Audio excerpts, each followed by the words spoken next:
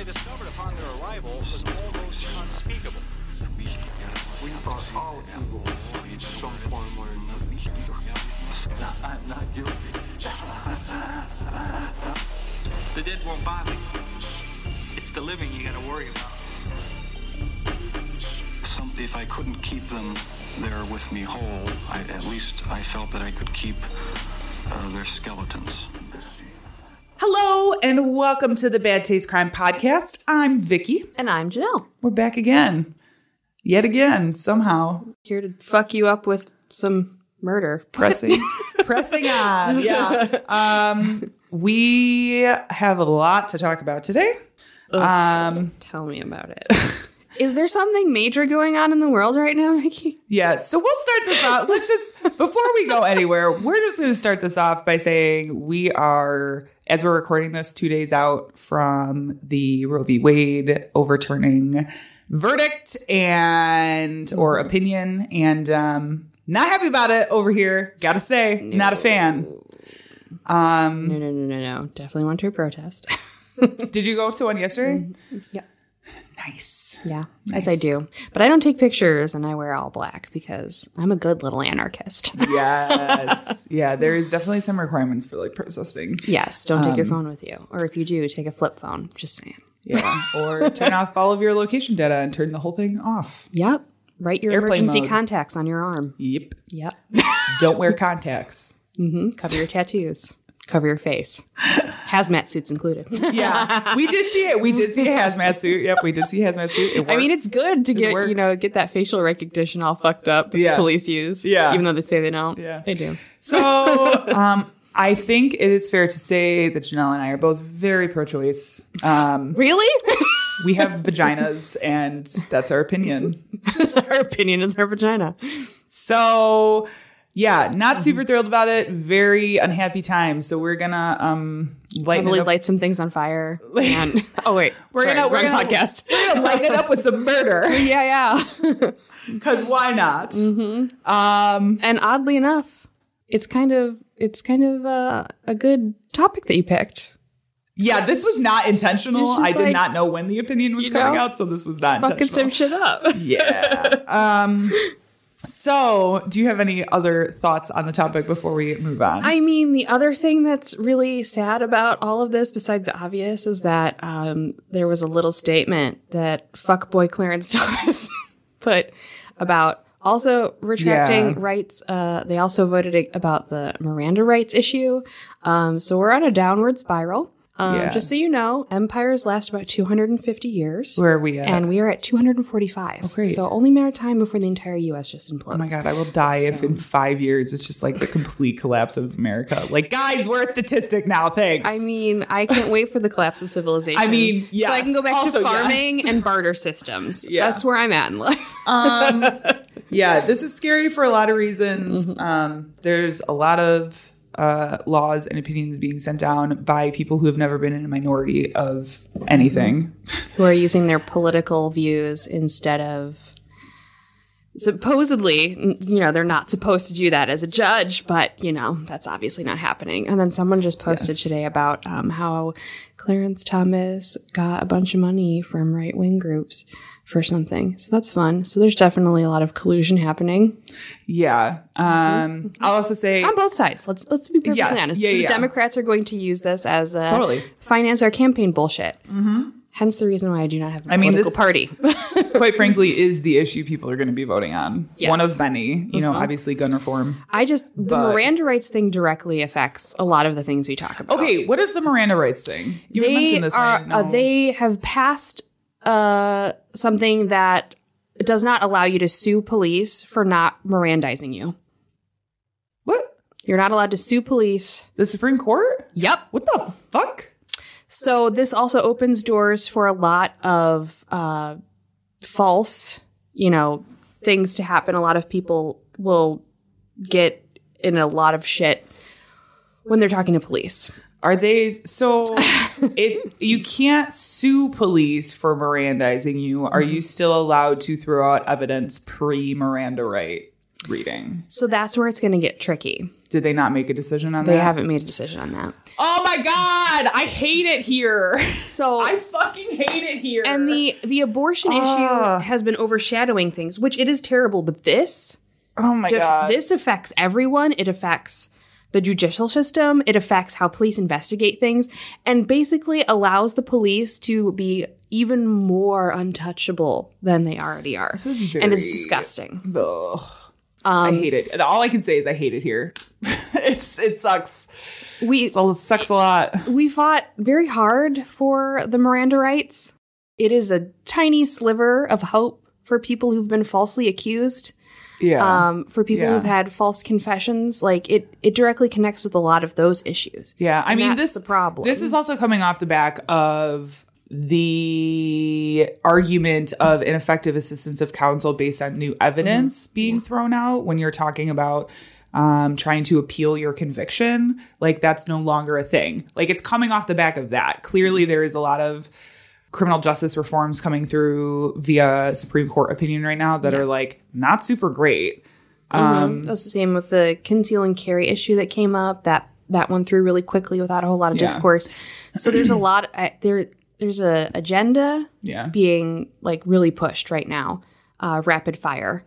Yeah. Just in and case. quite frankly, if you're sitting there thinking this does not affect me, I don't do crime, like the whole point of this is if you're an innocent person, all like, it takes is for you to be in the wrong place at the wrong time. For real, this could happen to anybody, and then the next thing you know, you're being wrongfully accused, and you don't have any of these protections to help you down the road. So think about that for a second, and then think about whether or not these are important. And it can affect decisions. the people that you love. Yes. Yeah. You 100%. may never be wrongfully accused, but someone you love could be. Yeah. And then that's going to affect your life as well. So we'll end by laws saying, are horrible and I hate everything, and we should just collapse civilization is my take on this. Thank you for sitting through our little rant.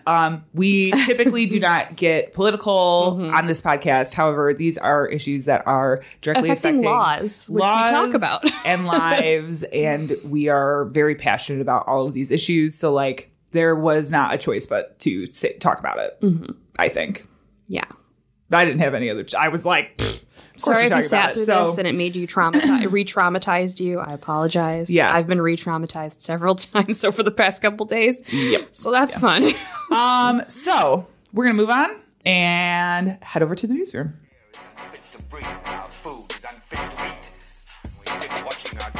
Some local newscaster tells us that today we had 15 homicides and 63 violent crimes, as if that's the way it's supposed to be. We know things are bad, worse than bad.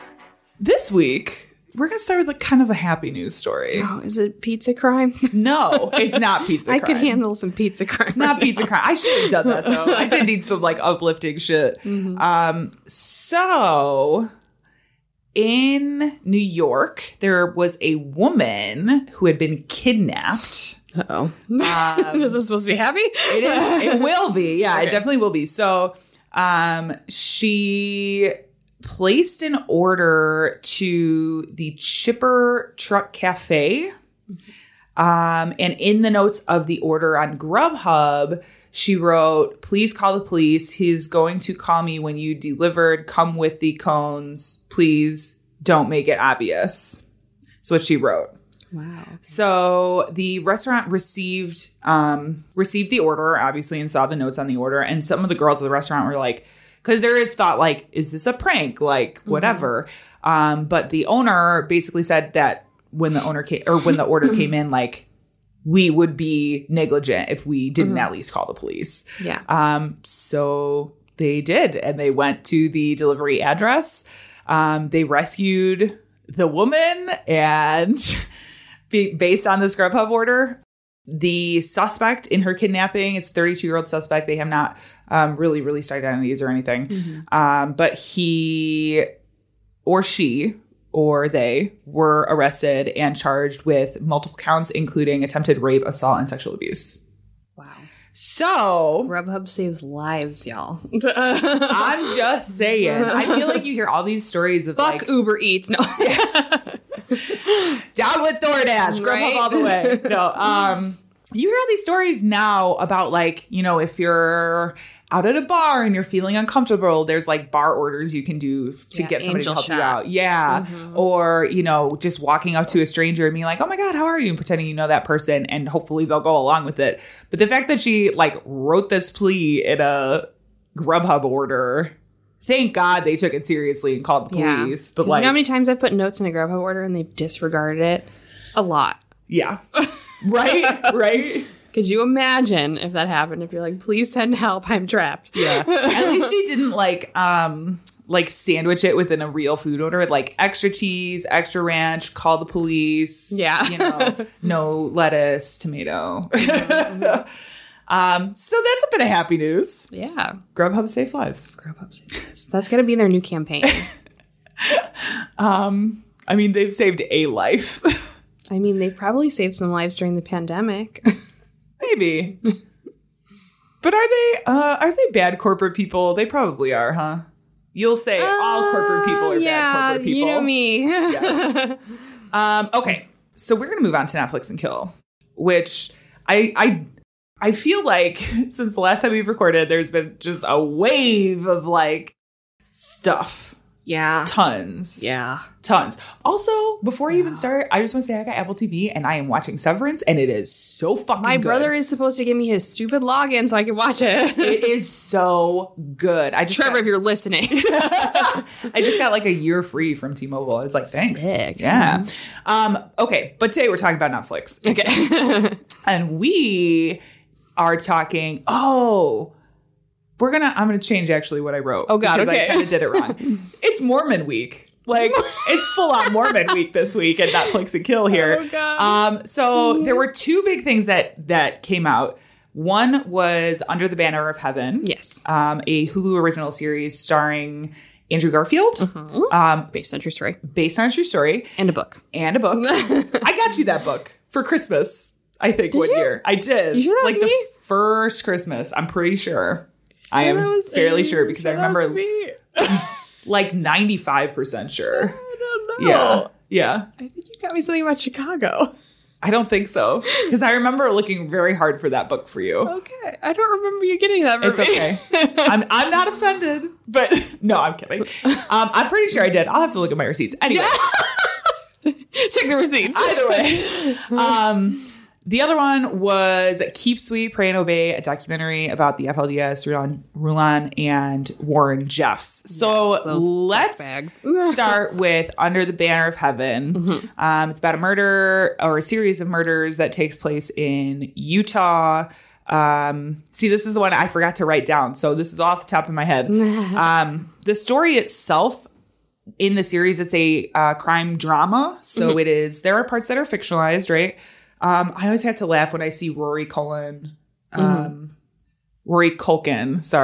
pop up in like a show because he's definitely been typecast as these kind of culty, crazy stoners people. too. A lot of stoners. But essentially, the idea is this fundamentalist. Well, this Mormon family, the brothers kind of band together and start moving towards the fundamentalist side of things and the sort of more like patriot, not paying taxes kind of deal and the plural wives kind of deal. A little touch of Ruby Ridge, a little touch of Waco, you know. Eventually the brothers start having not visions. What do they call them? Where God talks to them directly. Testimony? Maybe testimony. Yeah. Something like that. I forget the term for it.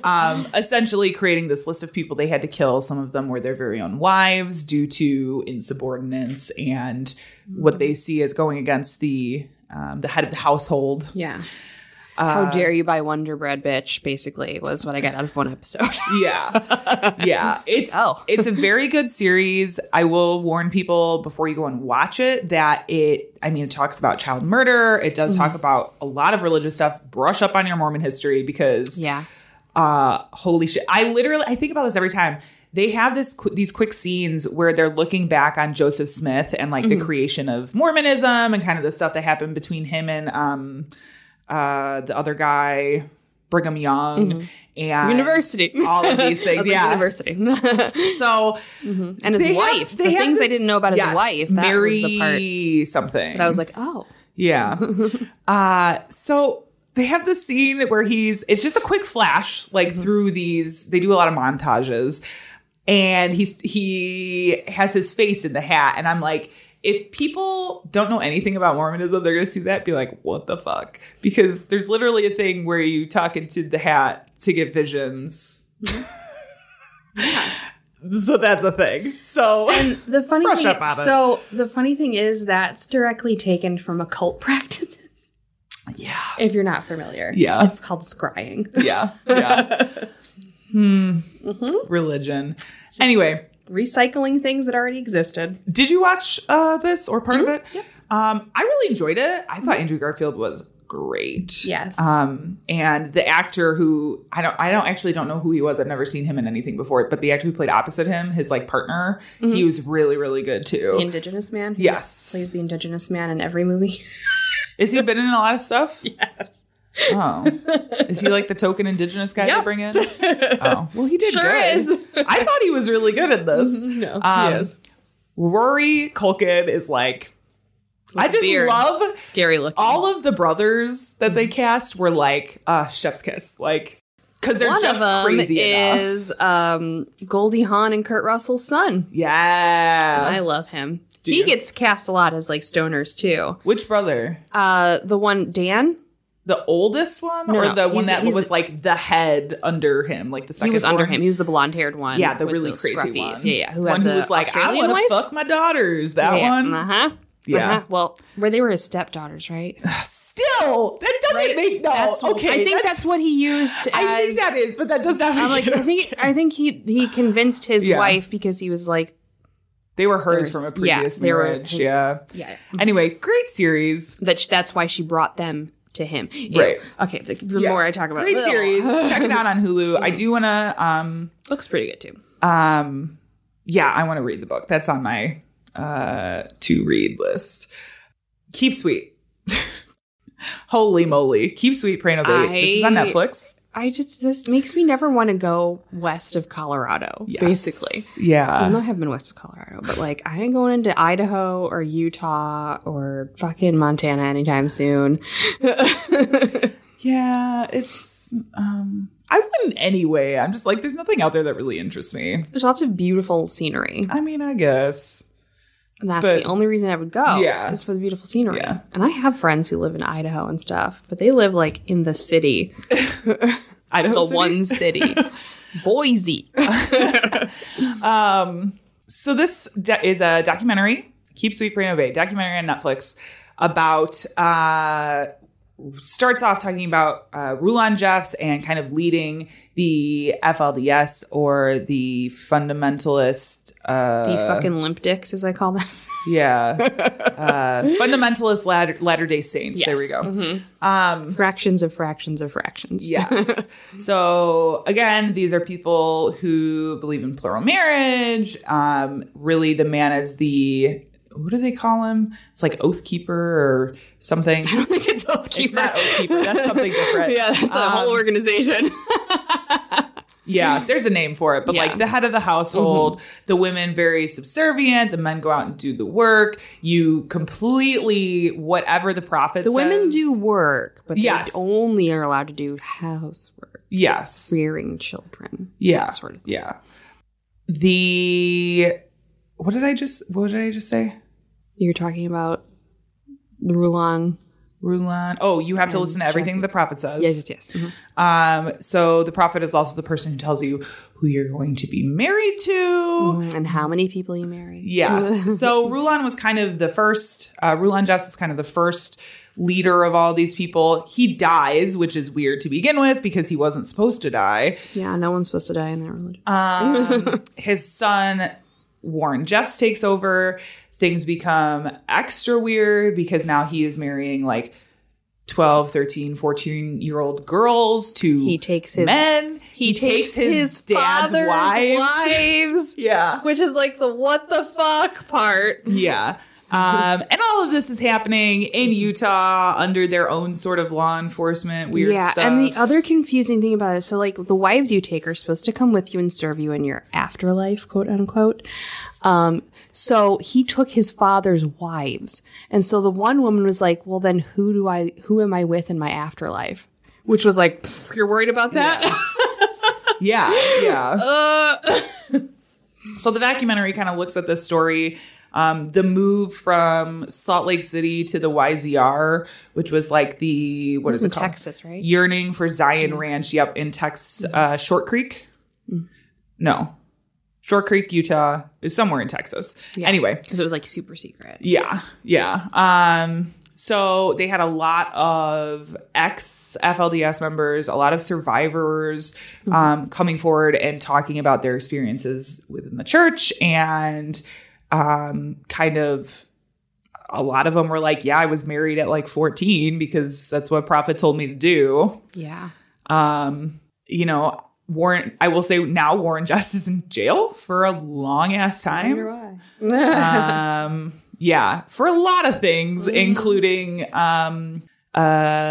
soliciting rape or aiding in rape, I think. Which is a shocker that was like the first charge that they got him on, I think. And then it all kind of like tumbled down from there. So very interesting. Both of these things are a lot. So like make sure your mental health's in order before you start watching the shit, because hearing from the survivors, it is a lot. And this one is like, oh God. Yes. It's very good though. Just trying to imagine 14-year-old Janelle being like, okay, you have to get married now. And I know. Like the one woman describing her wedding and her mother like begging her mother to stop it, and her mom like getting upset and teary-eyed and just like, you have to. Yeah. I know. It's very sad. So just like be warned. Okay. This is that part of the show where we say content might not be appropriate for all listeners. It's already been pretty heavy, guys, but stick with us. Stick with us. It's going to be light? No, mine's not going to be light. It's going to be ridiculous. I'll tell you that. I mean, it's not the worst thing I've ever talked about. It's right? Pretty fun. Talking about, what are we talking about? Like child murder in front of a crowd? One time we did. We did a live show. I think we did do that. Like, sorry. I mean, but you know what you're getting into when you come up to the thing and it says bad taste. Yeah, so, right. Yeah, it's on the package. It's on the tin. So I know I've mentioned a while ago that we were going to be sort of re-examining some of our earlier topics. So this week we're taking another jaunt down memory lane to revisit one of our earliest topics. This was actually episode 4 before we switched to our current format from like I am not encouraging anybody to go back past episode 10, to be honest with you. Really? I thought some of them were kind of funny. I would have to go back, but I've listened at least the first 5. Yeah. You could probably just skip those because they were different. They're growing. They were different. Yeah, we were a baby podcast. So we're going to talk about Black widows today. This is also why this is an appropriate topic, because women can do anything. Right? Even kill your ass. And actually, we're going to be talking about somebody we talked about briefly on that episode, because it was kind of like one of those where we did like bites. It was like micro bites of like 6 or 7 people. So we're going to dive a little deeper into this story. So we're talking about Betty Newmar. All right. This woman. So Betty Newmar, originally Betty Walden Johnson, was born in 1931 in Ironton, Ohio. We're going to hit all your favorite places, by the way. Ohio, Florida, North Carolina, Indiana. This tracks. She was the daughter of a coal miner, and later the family actually moved to Florida, where he worked on the railroads. After graduating high school, Betty married a local boy named Clarence Malone in 1950. Now, both were just out of high school. They were both like teenagers, like 17, 18, because that's the thing that you did in the 50s. Oh, yeah. Gross. Still. I can't even imagine. But to no one's surprise, I think the marriage didn't last very long. And while your children, while Betty was pregnant with their first child, the pair got a divorce just a year after they'd been married. Now, according to NBC, Betty did file a report claiming that Clarence Malone had been abusive, but it's unclear, like, if anything had been done with the report, if that had any bearing on like the separation or anything. But after the divorce, Betty had their son Gary, and Clarence Malone went on to remarry twice. Betty moved on too, eventually meeting and marrying a man named James A. Flynn, who also decided to adopt her son Gary. So like things seem to be going pretty well. Pretty nice. Mm-hmm. There isn't a ton that I could find about the marriage in particular, like when the two of them met or like when they got married. But in 1955, Flynn mysteriously died in New York City. Mm-hmm. Now, again, there's actually not a ton known about his death. And Betty, like later on, she told investigators multiple stories, including Flynn freezing to death in a truck and being shot on a pier. Shot to death on a pier. But like, weird. Where's the body for the evidence? Don't know. So there was a second child that resulted from her marriage to Flynn, daughter Peggy. Now, at the time of Flynn's death, Betty was living in Jacksonville, and there she had enrolled in beauty college and was still using Flynn's name in 1960. So there's that. Following Flynn's death, Betty met and married her third husband, Richard Sills. Now, Sills was a Navy sailor, and the two of them lived in Key West, Florida, where Sills would meet his untimely death. Starting to see a pattern here. Yes. At least he died in paradise and not New York. Allegedly. In paradise and not New York. Betty and Sills had gotten into an argument at their house, resulting in Sills being shot. Now, Betty told police that he had shot himself, and the death was initially ruled a suicide. Okay. Seems legit. Because what year was this again? So this would have been, the let 60s? me see. Yeah, in the 60s. Okay, yeah, women were still believable. I didn't do this. Yeah. Got it. However, and so we're going to just jump ahead in time just a little bit. This is according to Cleveland.com, quote, in 2008, a medical examiner's report surfaced that shows Sills may have been shot twice. It's hard to shoot yourself twice. It is. It's very hard. According to reports, Monroe County, Florida officials declined to exhume Sills' body or pursue an investigation because they said the statute of limitations had expired. We'll come back to that a little later. But also, I'm thinking like there isn't a statute of limitation on murder unless there is in Florida, apparently. I wouldn't be surprised. In the Florida. 60s. Yeah. Florida in the 60s. Mm-hmm. Would not be surprised. In 1967, Betty met her fourth husband, Harold Gentry, while cutting hair in Key West, and the two were married in 1968. Now, Gentry was also a military man, which meant that they kind of like moved around depending on where the military sent him, and sometimes they even went internationally. And only 2 years into their marriage, okay, interestingly enough, remember the first husband? 2 years into their marriage, Betty's first husband, Clarence Malone, was shot once in the back of the head while he was outside of his auto shop southwest of Cleveland. That happens. Does happen. Sounds kind of like a mob thing. Yeah. It was just like... Well, fun O'Malley story. Okay. Oh, boy. My dad got carjacked in Cleveland in the flats. I've heard this story. Yes. And they went to shoot. They put him into the trunk and went to shoot him in the back of the head, and the gun jammed, and they ran away. Fuck Baby that. Janelle almost wasn't here. But that does happen. Yeah. In just regular crimes. Yeah. Yeah. And Betty was questioned about this later. I think the weird part about this is she told police that he died of cancer. A bullet cancer, right? Yeah. You know. That the cancer that happens, it bullet spreads cancer. fast through your body. So this all does kind of sound a little suspicious, at least, but it's weird that like she would. It's weird that you would lie about something like that. Like, I feel like if you're going to be like it was cancer, it needs to be something that appears close to cancer, not like a fucking bullet. Yeah. I mean, one thing is like, oh, he had cancer and he killed himself. He was suicidal. Yeah. Okay. I don't know. You almost believe that. Right. Except for the location of the bullet. So even though it's weird, I don't really think that this one is connected to her necessarily. According to Action, quote, there were rumors that Malone had angered some members of a local motorcycle gang. And as far as I'm aware, like this murder is still unsolved and is not because it was reinvestigated. The late 60s, late early 60s, 70s? yeah. Okay. Yeah, that's like the time in Cleveland where... It's time in the U.S. where all the biker gangs were like... Well, not only that, the Mafia, too, was like strong-arming some of the biker gangs. There was a lot of bombings happening in Cleveland also. Okay. So, yep. It's peak terrible times. Now, in 1985, we're going to jump ahead just a little bit, Betty's son, Gary Flynn, was found shot to death in his apartment. It was ruled a suicide. And where are all of these fucking bullets flying from? Like, this is a lot of getting shot. Yes. Someone needs to control those guns. It was ruled a suicide, and Betty received a payout from the $10,000 life insurance policy that she had taken out on her son. I will also say... Vicky, did she kill her own son? Vicky. I don't know.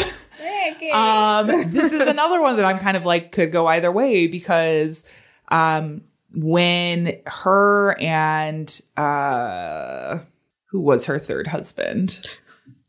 Let's see. Not Harold Gentry, the one before that, Sills. When her and Sills got into the argument and like he shot himself. Mm-hmm. I forgot where I was going with that. I'll be honest. I'm having a moment. She shot her son. Did she shoot her son? Oh, I know. Okay, this is what it is. Backtrack.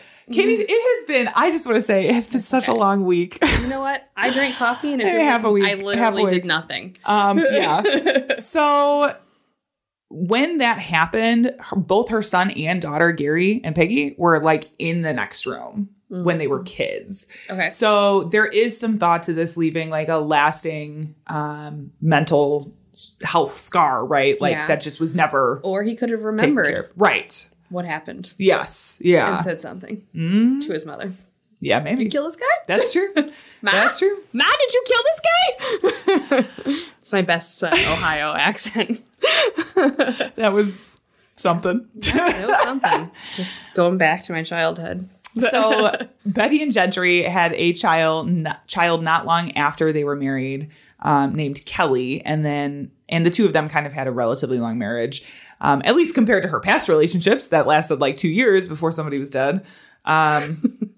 They were together for a total of 18 years. Wow! But this marriage would end as all the others had, with a mysterious death and little explanation. Is it also a gunshot wound? So on July 14th, 1986, Gentry was discovered face down at the couple's home with multiple gunshot wounds. Okay, bitch, you have to mix it up, okay? You can't be just shooting everybody, fucking Wile E. Coyote, like bam, bam, bam, bam, bam.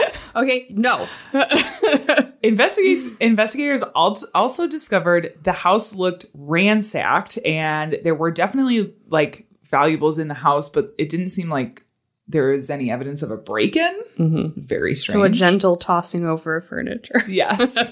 Very carefully. We will see that in my case as well.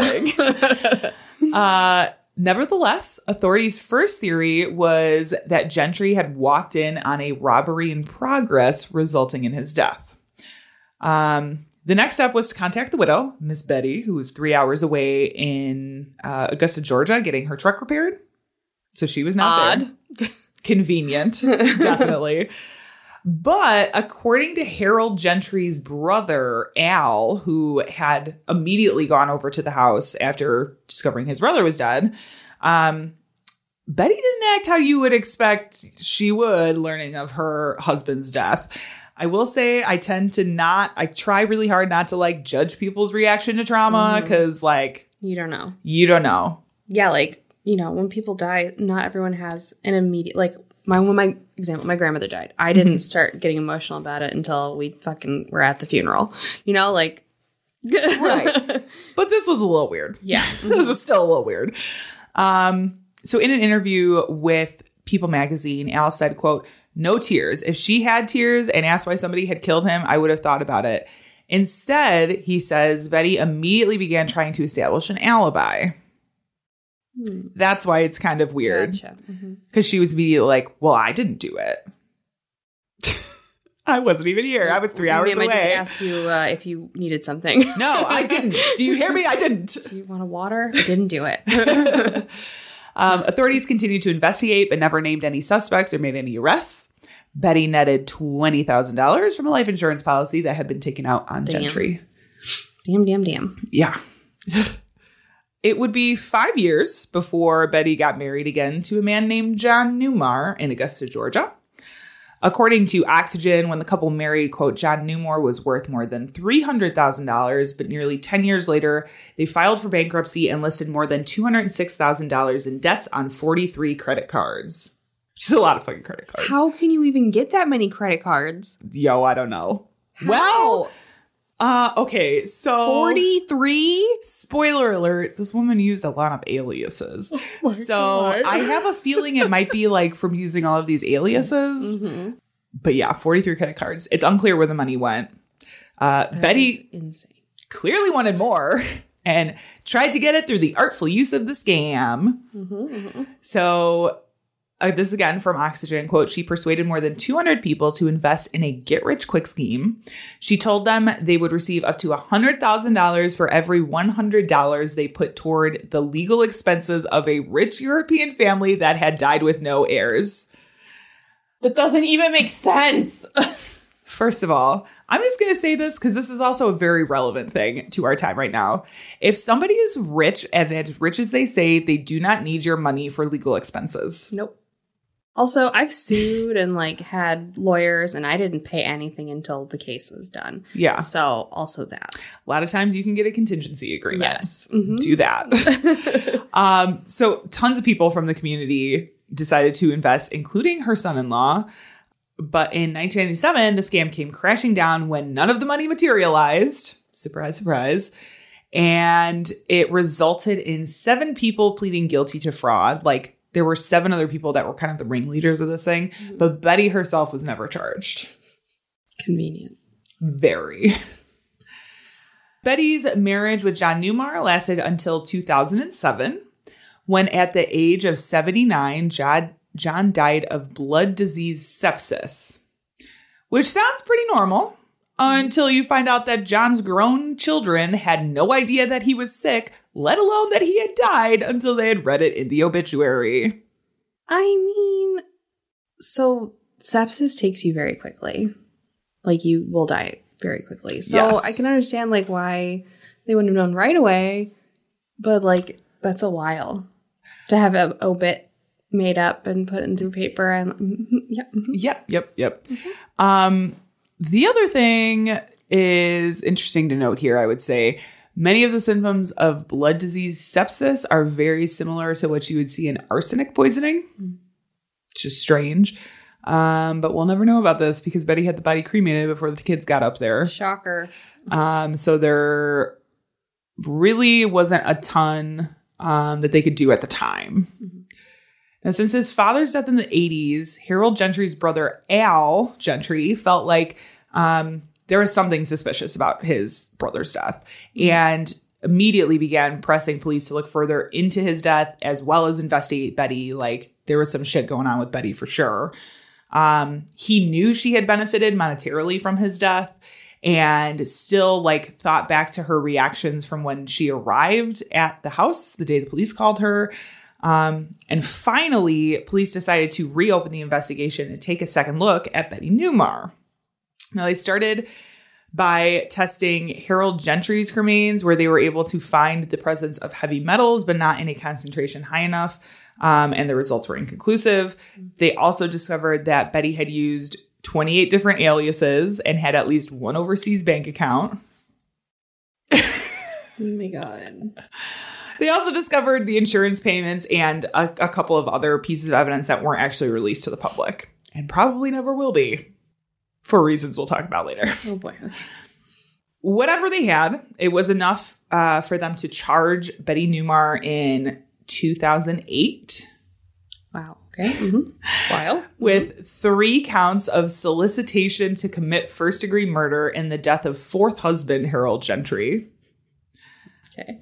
She was 76 at the time that she was arrested. So she definitely has, if you look up pictures of her, she is like classic grandma, white curly hair, like, yes. Mm-hmm.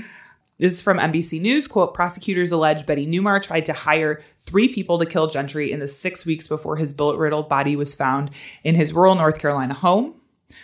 The arrest, of course, prompted authorities to re-examine the deaths of her other husbands in other states. Because this is also just like not in just one state. Like, yeah, fucking all over.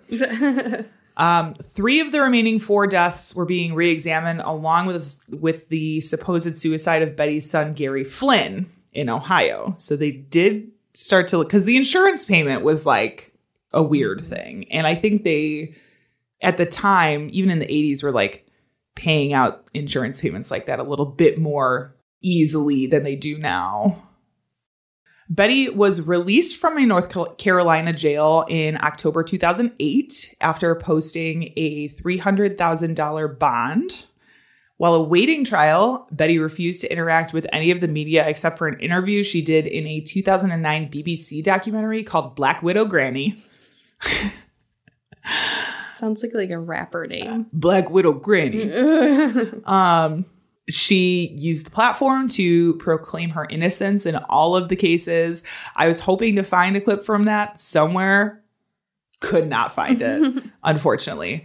And while I'd like to wrap this one up in a nice little bow, I just can't because Betty would die before ever seeing a courtroom. Surprise. I mean, she was old. Is it bullet cancer? Bullet cancer. On June 13th, 2011... Betty Newmar died from cancer. I was half right. In a hospital in Louisiana. Mm-hmm. Harold Gentry's murder continues to remain open, although the other cases have pretty much been closed. They're like, what's the point? Yeah. Without her, it's hard to reinvestigate these. So that is the story of Betty Newmar and her allegedly killed husbands. Black Widow Granny. Black Widow Granny, y'all. Now I really do think she killed her son.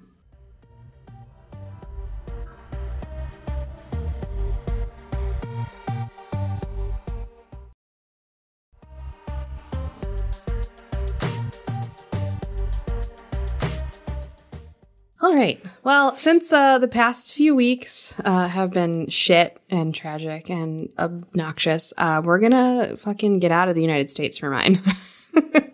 And we're going to go to Ireland. Ooh.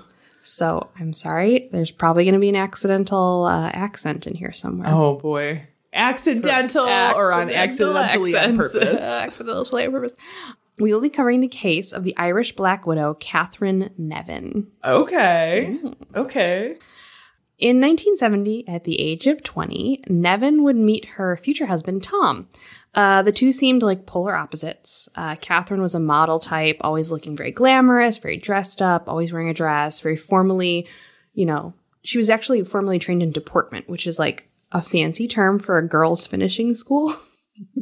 So they teach you deportment? Manners, poise, like all of that stuff.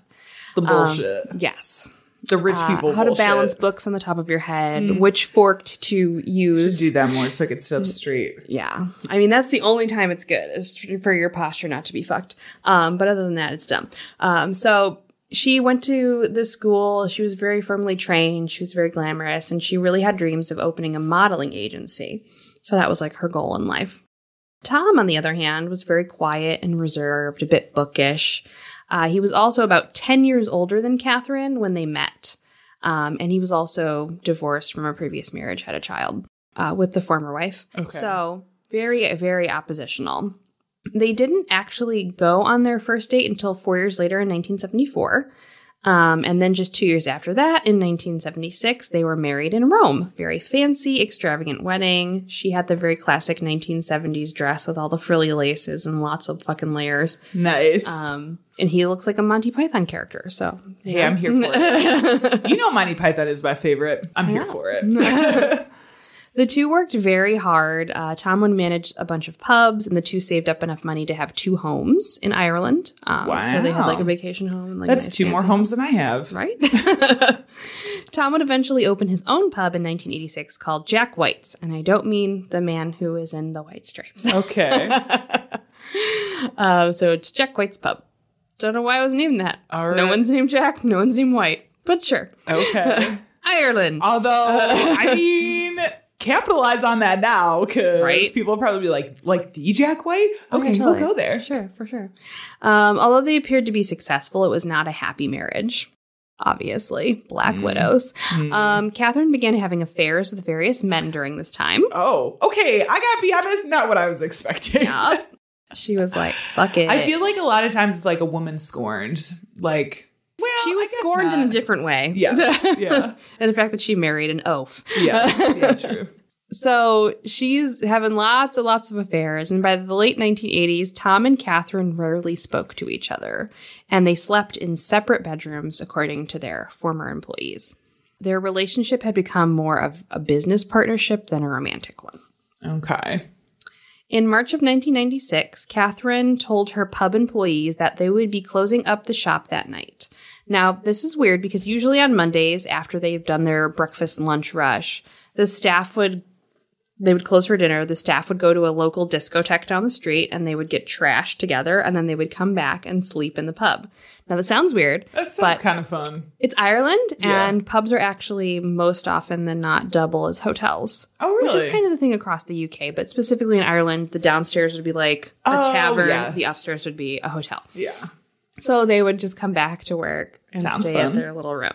So on this night, however, she said they couldn't come back to the pub because they were going to be doing something out and about, having time of their life or whatever.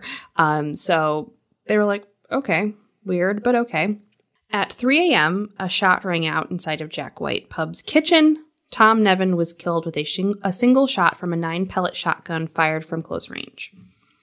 At 4:27 a.m., the Gardaí panic button in the pub was activated. Now, that's just like a fancy term for a police button. Yeah. Yeah. So like they the called- emergency switch. They called the police. When cops arrived, they came upon Tom Nevin dead in the kitchen and his wife, Catherine, distraught. According to Catherine, quote, I was awakened by someone pressing my face into the pillow. There was a light coming from the hall as the bedroom light was off. It was a man shouting, fucking jewelry, fucking kill ya. He had a knife in his left hand. Everything in the room was coming down around. Catherine said she was then tied up by her attacker, but she managed to escape and hit the panic button after they left the room. Sure. Wait. So, okay. So I'm just thinking, like, is she trying to say that whoever the intruder was the person who also shot her husband? Yes. Okay. Okay. Yes. In the reports taken, quote, Tom Nevin did not appear to act defensively immediately prior to being shot. So there was no, like, defensive wounds. There was no thing sprawled about like you were in a fight. He still had his glasses on his nose and a pen in his hand when the Gardaí found him. So he was doing inventory. Yeah, he was just, doing work. Yeah. Catherine Nevin's clothes were tested for gunpowder residue and came up negative. She also stated that she had washed her hands before the police came after taking off the ties, which is highly suspicious. So from the start, they were suspicious of her. My God, that's so suspicious. And they did do their due diligence and, like, test everything for gunpowder residue. But one person did state, like, in an article years later, like, she didn't call the police. The panic button didn't happen until 4:27. That was an hour and 27 minutes after he was shot. So it's very probable that she could have just changed her clothes. Yeah, that's what I would think. So the scene of the pub was scattered and strewn. They reported that more than 16,550 pounds was taken from the premise. None of the windows and doors had signs of forced entry, and the curtains had been drawn. Their car also was stolen, but was later recovered a few days later in Dublin. There was no evidence to show that an intruder did actually come into the premise, so the police noted it was likely an inside person. Okay. With only circumstantial evidence in hand, they arrested Catherine Nevin in April of 1997. Okay.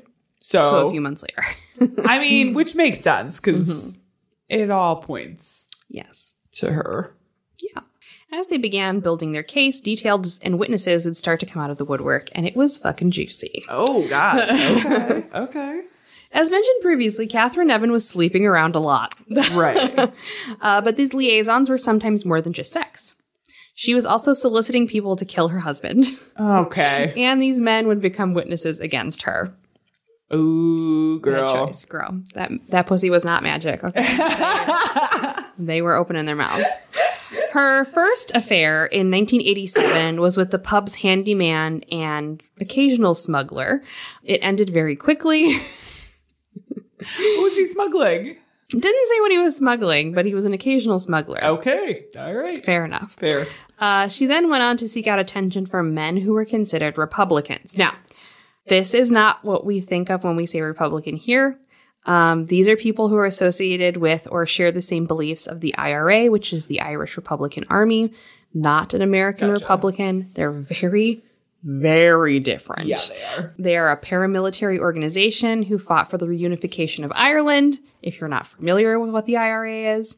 They also have a political wing called Sinn Féin, which means ourselves in Gaelic, and Sinn Féin is still a political party, but the IRA was quote-unquote dissolved. I say quote-unquote because there are still some organizations that, like, factioned off of that are active. Less bombing, but still. I was going to say, I thought they were still some remnants of the IRA. They're not called the IRA anymore. There's, like, a faction of it, but they dissolved the original IRA. If you want to know more about that, there's lots of fantastic history about the IRA and Sinn Féin and all that stuff. But humble brag, I have family members in that organization ages ago, which is probably why I have 1,000, CIA, FBI documents about me. Yeah. Also the fact that we literally research murder for this podcast. That's a big one. That's a big one. Now, she was making friends with Republicans for her own personal gain. And after this, she would then move on to an affair with a Garda inspector in 1991 by the name of Tom Kennedy. So, a police detective. Okay. He denies their affair ever happened, but a waitress at the pub stated that they had been seen together and that they were even caught in bed together. Saucy. So, it was also around this time that she began another affair with Judge Donahad O. Buchala. Oh my God, what a Gaelic name. That is very... Tom Kennedy, the other man that she was sleeping with, actually introduced the two.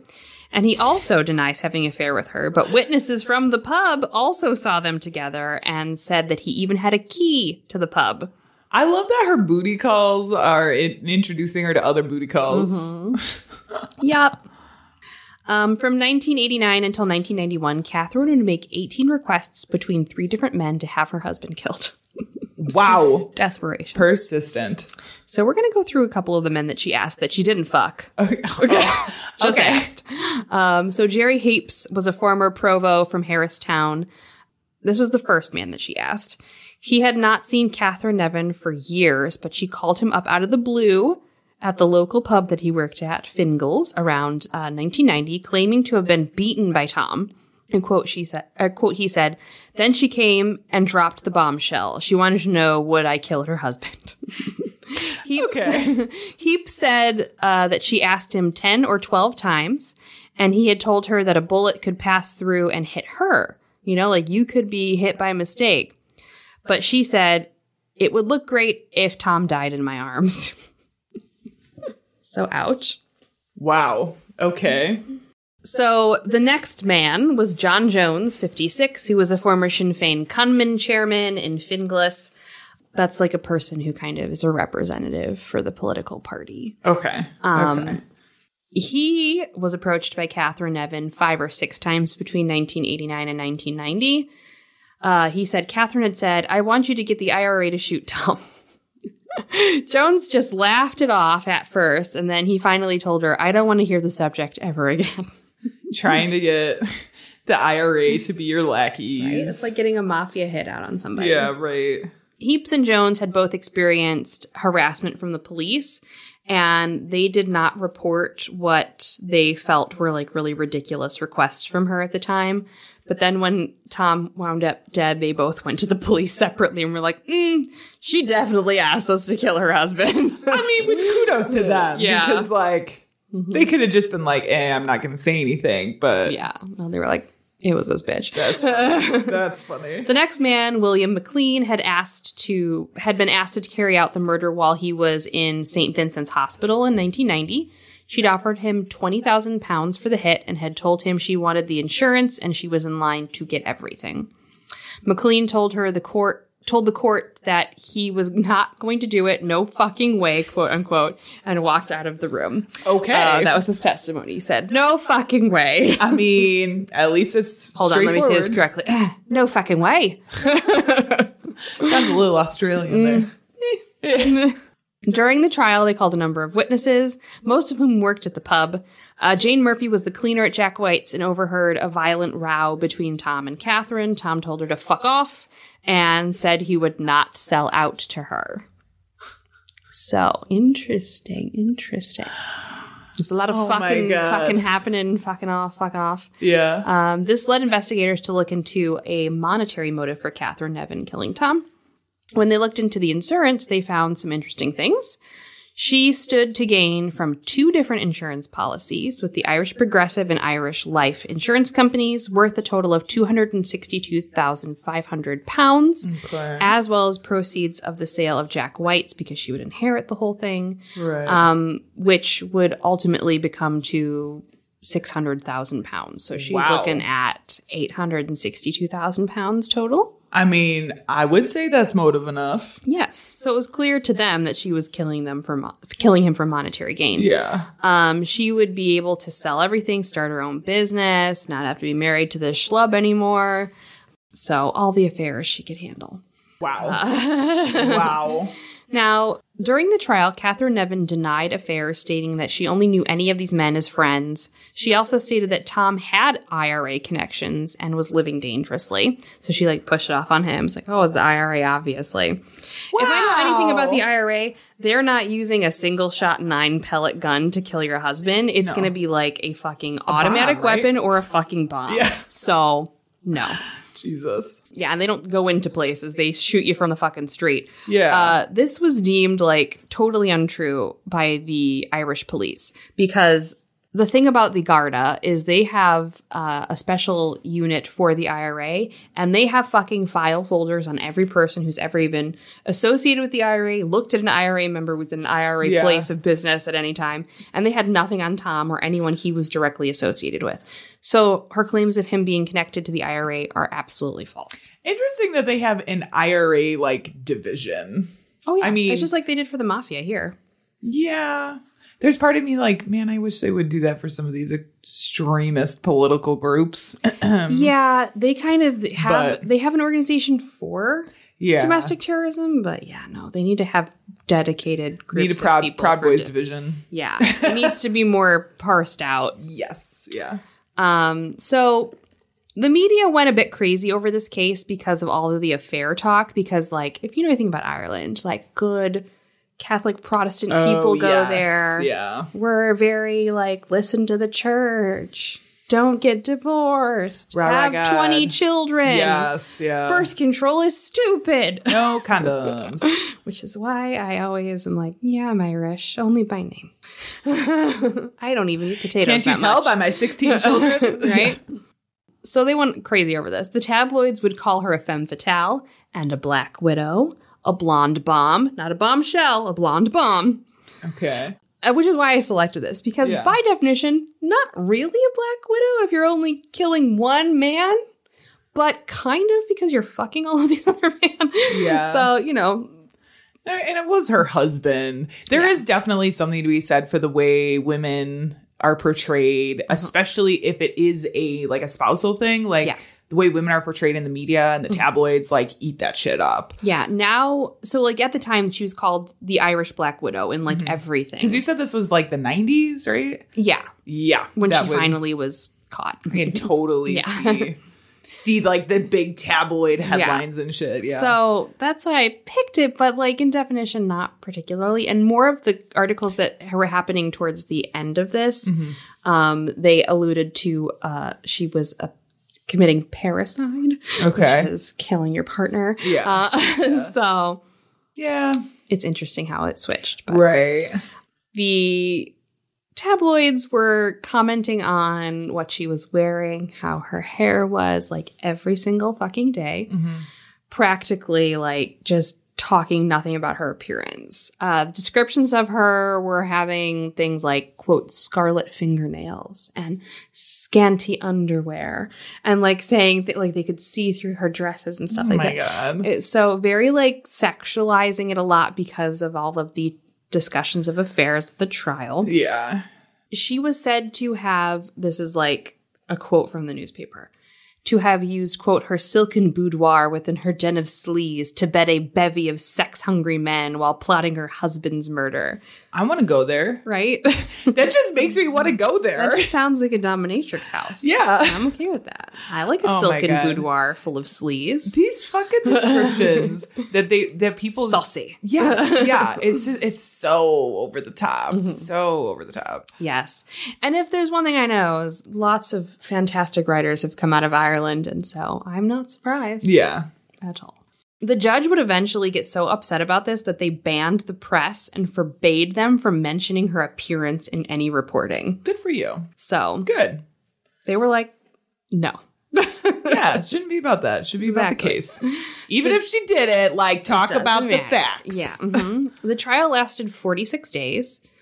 Guilty verdicts on charges of murder and soliciting 3 men to murder were returned against Catherine Evan in Dublin's Central Criminal Court. The verdicts were returned from 6 men and 6 women in the jury. So Okay. they were very like... And it took them 5 days, which is a record in Irish legal history as kind of like a long time to deliberate. Yeah. Nevin was sentenced to life in prison. This was not the end. Okay. In 2003, she appealed to have her conviction thrown out and deemed a miscarriage of justice. That's how they call it over there. Sure. You know, like ineffective counsel kind of a thing. Okay. She was denied. Of course. She again applied in 2010 and was denied again. Yeah. During this time, however, she was granted day release to attend classes with a prison ward at her side. So she was going to school to get a degree. Oh my God. Which, if you're not familiar with day release, we have mentioned it before. We don't really do that much here anymore, but in Ireland, it's still a thing. I think we just talked about it in Canada, maybe? Yeah. Like we didn't. Europe, the UK, they still do it. Yeah. Especially for people who are deemed like not a danger to society. Day release means you can go out during the day from prison. They also have weekend release where you're only in jail Monday through Friday and you're like, hey, on the weekends and Saturday and Sunday. The thing about this, though, is like they do have to stay at specific places in Ireland, and they do have ankle bracelets and things like that. But yeah, they don't do that here anymore. Wow. It's still one of those things that I'm just like, I just don't think And they should do. they were given an escort. But in 2015, when she was granted day release again to go out and complete some additional courses, she was unaccompanied. And there are tabloid pictures of her walking down the street in like a really nice outfit with like books and like big sunglasses, like my going to God. school. Wow. The funny thing is, most life sentences in Ireland are never actually really fulfilled for life. Usually people are let out before that if they're deemed like not a repeat offender or a danger to society. So you could kill someone and get released from prison even though you've been sentenced to life. That's insane. So just That's know insane. if you're going to commit a crime, do it in Ireland. You know, people are also given parole a lot. Yeah. I don't know. We're the only place, I think, on the face of the planet that doesn't have a possibility for parole for people who are given life sentences. Like you can, but it's not typically given. A lot of times. So like in Germany, France, Ireland, it's given. Yeah. Like almost all of the time. It has- People get out of jail all of the time. If you get it, it has to be passed down. So you would get a sentence of like, it's always after a certain amount of time. So it'd be like, you know, life with possibility of parole after 30 years or something. Which normally by that time you're in your like 80s. Yeah. and- Or you're dead. Yeah. Or you're dead. Yeah. Yeah. So it never really happens here. But in other places, it happens quite a bit. That's crazy. It's nuts. That's crazy to me. In 2014, she was denied a bid to appeal her murder conviction to the Irish Supreme Court. Okay. So she wanted to get it overturned because they said that they were out to get her and then it was the IRA, still with the IRA stuff. But She would eventually get released because in 2016, Nevin was diagnosed with a brain tumor. Oof. And given months to live. So Yeah. she received compassionate release in late 2017. And the papers reported sightings of her almost weekly until she died in February of 2018. Wow. So she was a whole year almost out of jail because of her brain tumor. Yeah. So that was Catherine Nevin, the Wow. Irish Black Widow, who killed one man. That's interesting. But fucked a whole lot more. Saucy bitch. Yeah. Oh my gosh. Well, before you try and kill your husband, first of all, don't. First of all, don't ask the guy you just slept with. Yeah. Not yeah. good pillow talk, okay? Yeah. But Not second of that all, we've smashed. Do we want to kill my husband? check out this podcast. We're the Vocal Fries. I'm Carrie. And I'm Megan. And we have a podcast about linguistic discrimination. We talk about language, not being a jerk, not judging people for the way that they speak, and we try to have a good time. We talk about things like vocal fry, swearing, Southern American English, and prescriptive grammar. You can find us on iTunes or your favorite podcast app. All right, Janelle, that has been our show. It has. What do we got? We got one thing to talk about. Two? At least one. What's the one two? in July? Yeah. Okay, we got one in September, too. Oh, yeah. Girl, I don't know anything past what we're doing confused. today. Okay, so we have two yes. live events that you can come see us at. One of them is Parapalooza, July 23rd. Did I remember that correctly? Yes. Yeah, It's a Sunday. It'll literally be the weekend after this episode comes out. Yes. I was like, when does this come out? That's why I was like, Yeah. do we have two? Yes. Okay. Yeah. So you can go to Eventbrite. We have posted the link directly to get tickets. You pick up your tickets through there. We will be doing a live show, I believe, for 2 to 3 o'clock. I'm pretty sure that's the schedule said. Ghostly Podcast will be there. They're having ghost tours. There's bands. It's like a whole entire day. I will say, I just went out and saw the venue a couple weeks ago. We had like a little meeting and it looks like it's going to be super fun. There's going to be a ton of vendors there from what I understand. And it's like this nice outdoor bar. Like if the weather's nice, it'll be great. If not, it's covered. So like you don't have to worry about rain or anything. Yes. Yeah. Yeah. It's So really we have that I'm excited in about July. That'll be fun. And then we are back at the Fringe Festival in Elgin in September. Yay. We don't have the dates yet. No. But it's going to be another live show just like the last one. I will say that they have increased ticket prices a little bit. So it's now $7 to $12 for just one show, or you can get the event passes to see everything.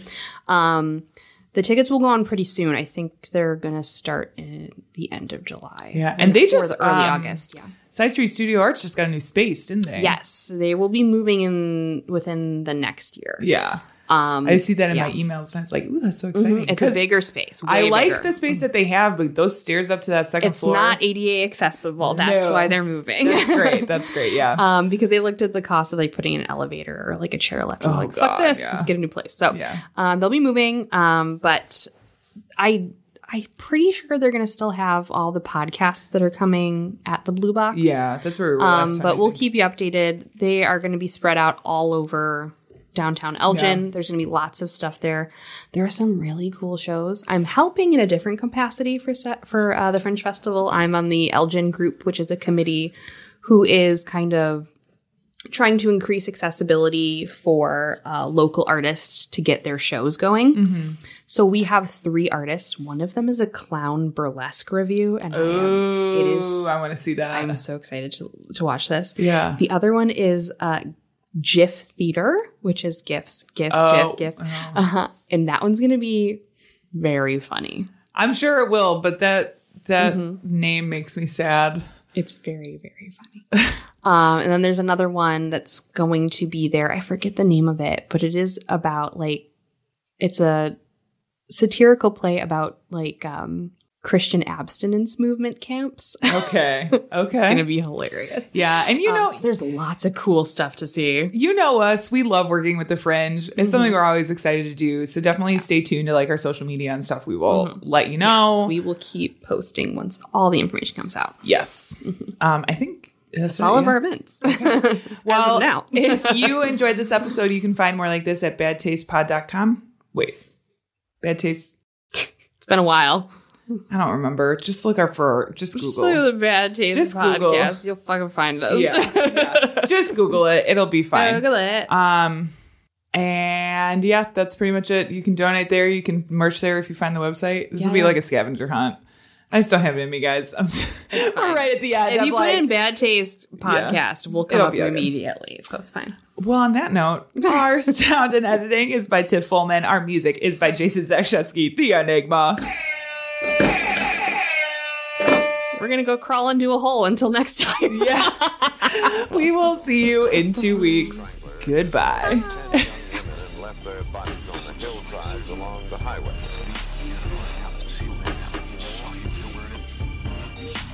It was as if a wave of evil washed over this town. We are all evil in some form or another.